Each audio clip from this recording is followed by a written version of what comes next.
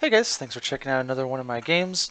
This one, again, was a little bit one-sided, but as always, even though I've been having a rash of one-sided games lately, which I'll discuss a little bit, there's certainly things that I think I could have improved upon, and definitely discussing from my opponent's side that we can maybe learn from and recognize some changes that were could have been made to make the game a little bit more competitive, or to maybe make the army a little bit stronger.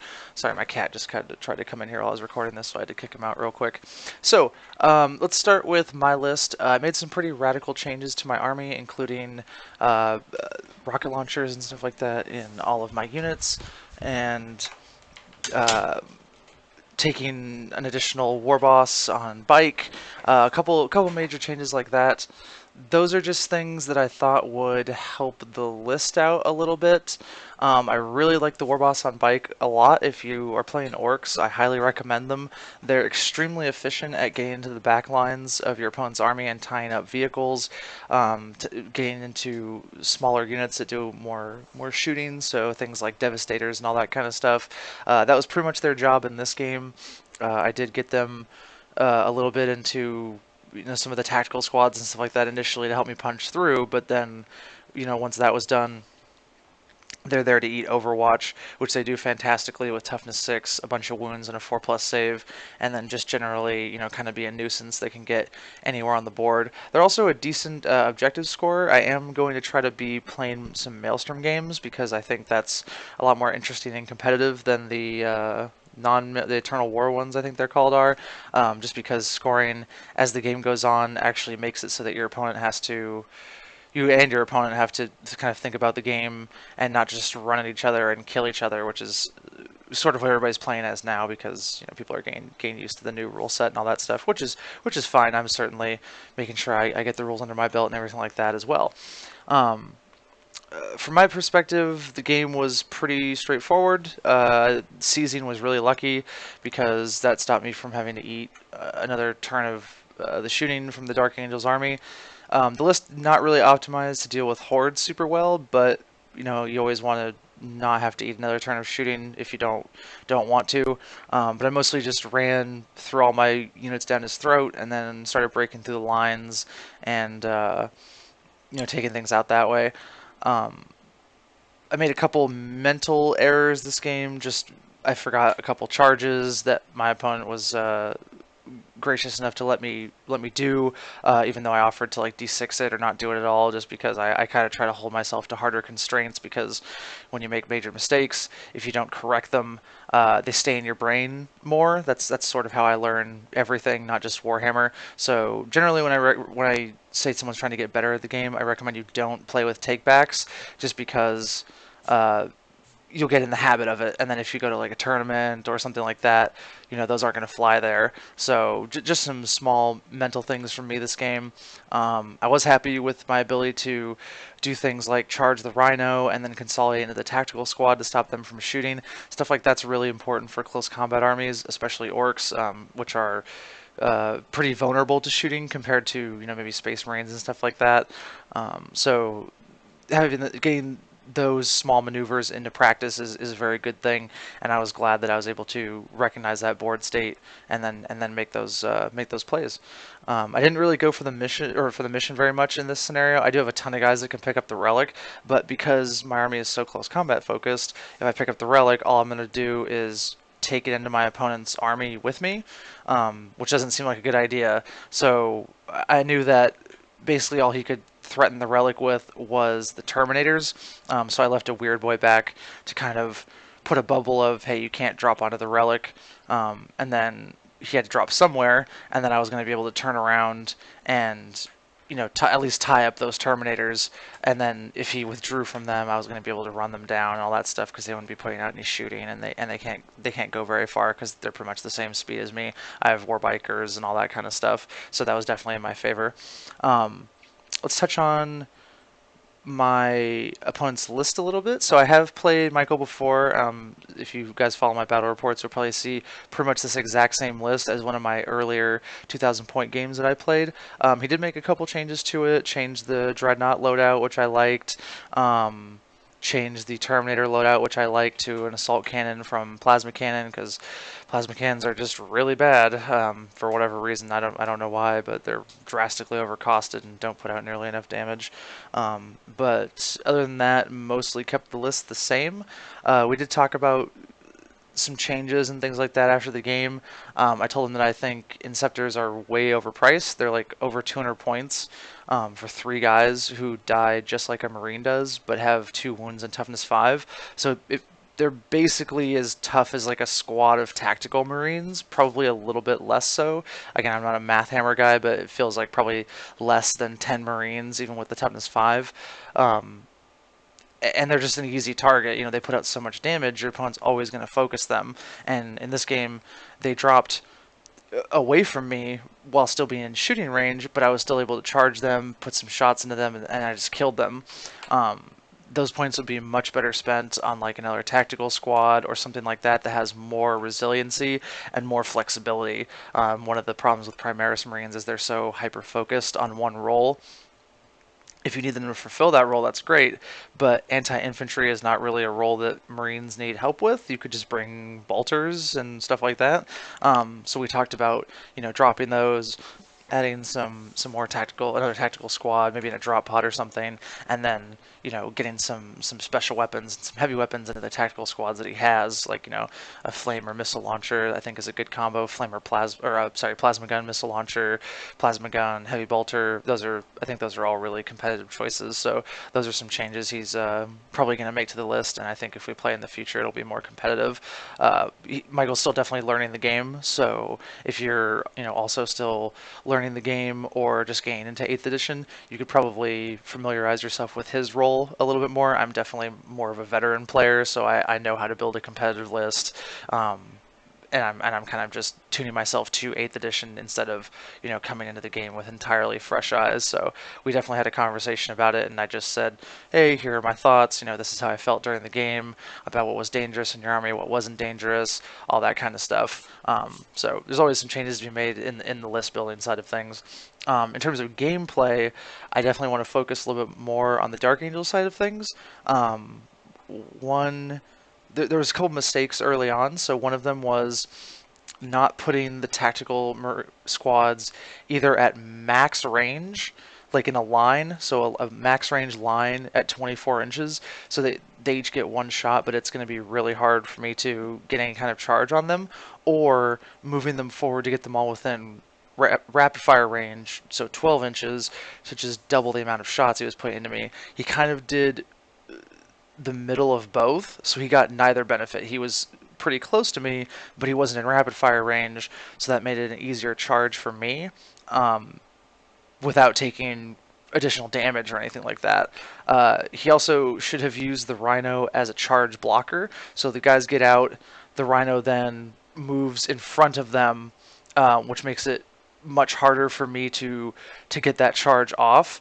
He also could have used the other Rhino from the other tactical squad to form like an entire wall, and then I couldn't have charged the units on the right hand side. Now that would have denied him line of sight, but you can leave a small sliver of line of sight, which most of your guys can see through if you position them correctly. Or those guys could have shot at another unit, and he could have kind of denied me on the right hand side there, and I would have had to probably spend like another turn either walking around those rhinos, in which case they can then move again, or I would have had to charge them, and now I'm having to eat through these rhinos while he could focus more on my left hand side.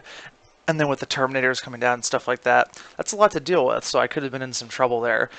So I definitely think that's something people are still working on in 8th edition is using those vehicles as charge blockers. Again, I did not play 6th and 7th edition of 40k, but I did play 3rd through 5th, and that was a pretty common tactic then. So I don't know if that fell uh, out of popularity in 6th and 7th edition, but it's a really strong fundamental thing. Those cheap transports like trucks, rhinos, um, anything that doesn't have a lot of guns on it, but is mostly just a transport, once the guys get out, that thing is supposed to be a charge blocker, and it's supposed to be a shooting denier. So if it can't charge, if it can't block a charge, it needs to be going across the board and just bullying opposing devastator squads or whatever they have that has a lot of guns, just over and over again to prevent them from shooting your army. That's what those things are designed to do, and maximizing those selections is very powerful, especially when you're playing a mechanized list. One of the big strengths of mechanized armies right now is that transports are so resilient. Even something basic like a rhino is 10 wounds, toughness 7, 3 plus save. That's really difficult to eat through. I mean, my army just has to basically punch them to death.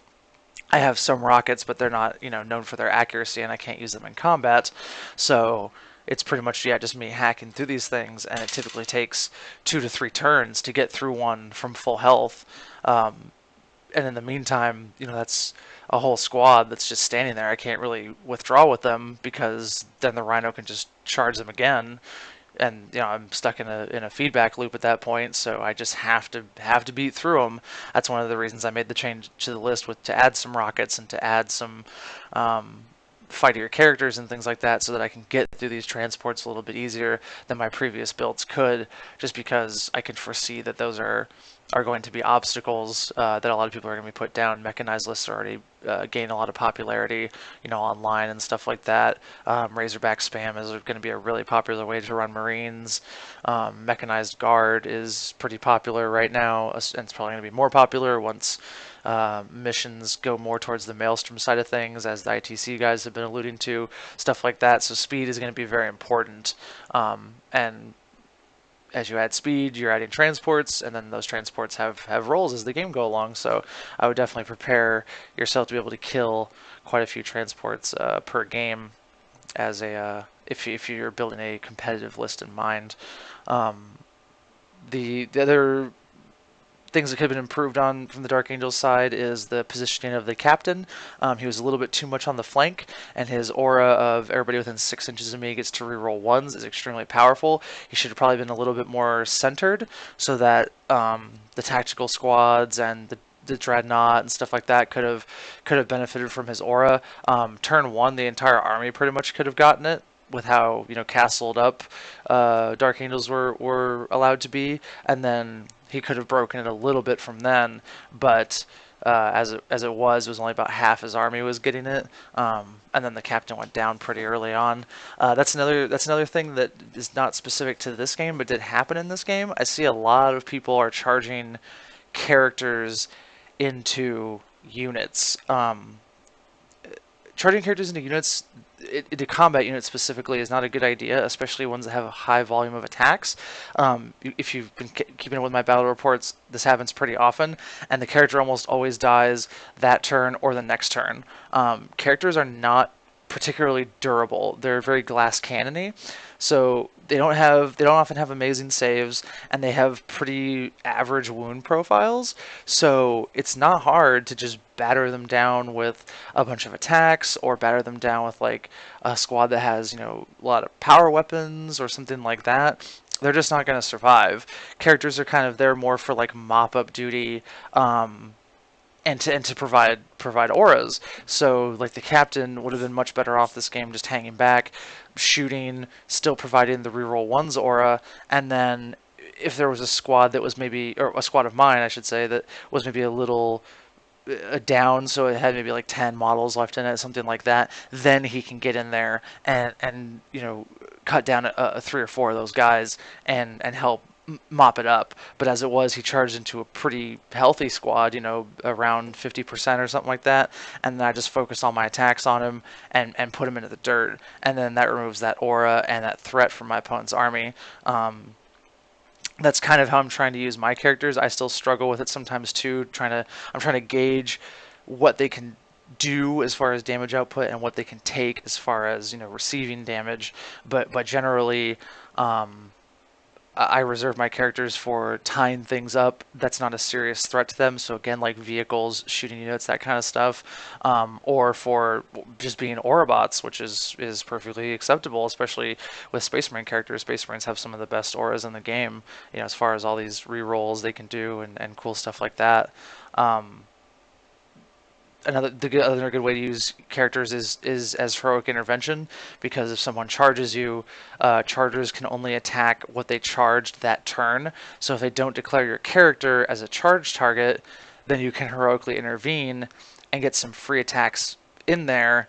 Um, and then next turn, unless your opponent interrupts you, you can nominate them again, do some more damage, and by then you've probably been able to turn the tides on that combat, depending on what armies you're playing, all that kind of stuff. But then the character should be able to get out, scot free, and then that in turn is going to lead to people declaring characters as charge targets a lot more often, because most characters don't put out that much shooting damage, so their Overwatch isn't that scary. But that's the only way to kind of check the ability for characters to sneak in there and do, quote unquote free damage, which is a very popular tactic right now, which, like I said, I think will be shut down a little bit as people get better at not just declaring the one thing they want to charge, but multiple targets to kind of future-proof themselves against these heroic interventions and other little tricks that people can do. So yeah, that's just something to keep in mind. Overall, it was a pretty good learning game. Michael's a really good guy to play against, and I enjoyed it. We did a lot of talking about what could have been done differently from his perspective, both in list design and from a player perspective. He's still definitely picking up the core rules of the game, so actual like strategy in the game and stuff like that is still kind of on that next level, which I can definitely I've been playing for many years, but I still remember what it was like to be a brand new player and just getting stomped on by the veterans, the guys who've been in the hobby for a long time. My advice, if you're one of those guys out there, and I say this to the guys that I play in person, just stick with it. Just focus on making sure you have a good, well-rounded army of things that you like, but are also going to give you the tools in the game to at least have a chance against any threat. So you got to make sure you can have big guns. You got to make sure you can deal with some squads and things like that. And then you're going to lose a lot of games. It's only natural. Even though this Warhammer is a dice game, there's still a lot of player skill involved, more so than dice in almost every game. I mean, you hear about those times when somebody just rolled fire for 3 turns straight, couldn't fail a save, all that kinds of stuff, and those do happen. But by and large, the game is decided by player skill, and list design, not by dice. So I always tell people, take each game as an opportunity to learn about your army. Don't worry about what your opponent's army is doing so much. You can kind of lump armies in broad categories while you're learning the game, like, orcs and tyranids and guard and things like that can kind of all go in the same category as, like, big lists, marines. All the flavors can go in as like more specialized armies, stuff like that. But just focus on learning your rules, what works and what doesn't work, how to get the most effect out of the models that you own and are bringing, and then you'll kind of improve that way. And that's the same advice I gave Michael in this game. Don't worry about learning what everything does, learning what my guys do, and all that kind of stuff. That's just gonna make your head spin. Learn about your army. Okay, what can this squad do? What can't they do? What role can they fulfill? When am I asking too much of them? Things like that, and then you'll make better decisions as the games go along in terms of target priority, model positioning, and stuff like that. And that it's a really rewarding experience, at least in my opinion, when some of that stuff really starts to click and you get a good feel for the army that you're playing, and you see yourself improving. So yeah, that would just be my kind of general advice to if there's any newer players watching this to Warhammer or miniature games or anything like that. So thanks a lot for watching, guys. I have one more report that's going to go up pretty much simultaneously with this one. I had a little bit of a delay in recording the audio for this game. Usually I like to do it the same day that I play the game, but a little bit of delay with the holidays and me working and all that kind of stuff. So check that out. It was another Orc game against Chaos. As always, you can check out the game on my blog, which I will post a link to in this video, and the afterthoughts video will go up for that game as well. Thanks a lot for watching.